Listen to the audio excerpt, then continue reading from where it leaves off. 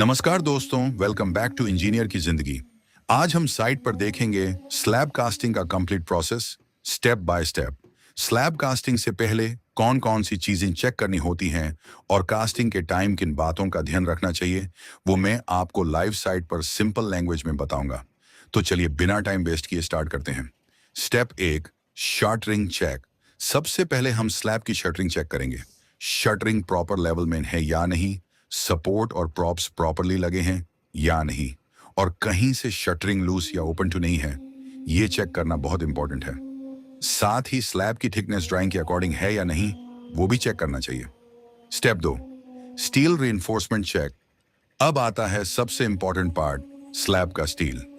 Drawing के according main bar और distribution बार का डायमीटर और स्पेसिंग चेक करेंगे। साथ ही बीम के अंदर स्टील प्रॉपर पोजीशन में है या नहीं, एक्स्ट्रा बार्स दिए गए हैं या नहीं, और कवर मेंटेन करने के लिए कवर ब्लॉक्स लगे हैं या नहीं, ये भी चेक करना है। स्टील चेक किए बिना डायरेक्ट कास्टिंग स्टार्ट नहीं करनी चाहिए। स्टेप 3, इलेक्ट्रिकल और एमईपी चेक। स्टील के बाद इलेक्ट्रिकल और दूसरे एमईपी पॉइंट्स भी चेक करना जरूरी है। स्लैब के अंदर जो इलेक्ट्रिकल कॉन्डुइट्स, स्लीव्स या दूसरे रिक्वायर्ड ओपनिंग्स हैं, वो ड्राइंग के अकॉर्डिंग प्रॉपर लोकेशन पर हैं या नहीं, ये कंफर्म करेंगे।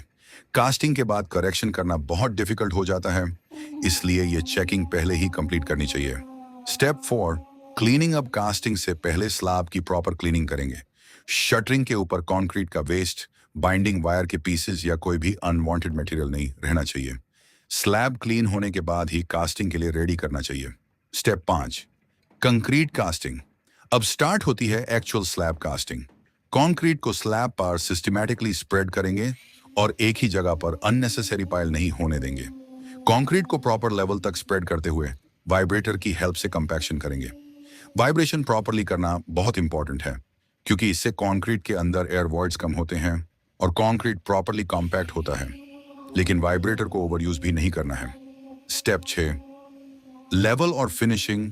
कंक्रीट प्लेस होने के बाद स्लैब का लेवल चेक करेंगे। उसके बाद सरफेस को प्रॉपर लेवल और फिनिशिंग दी जाएगी। ध्यान रहे कि रीइंफोर्समेंट अपनी पोजीशन से डिस्टर्ब ना हो और रिक्वायर्ड स्लैब थिकनेस मेंटेन रहे।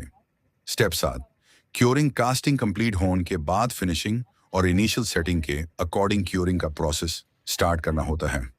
प्रॉपर क्योरिंग कंक्रीट की स्ट्रेंथ और ड्यूरेबिलिटी के लिए बहुत इंपॉर्टेंट है, इसलिए कास्टिंग के बाद क्योरिंग को इग्नोर बिल्कुल नहीं करना चाहिए।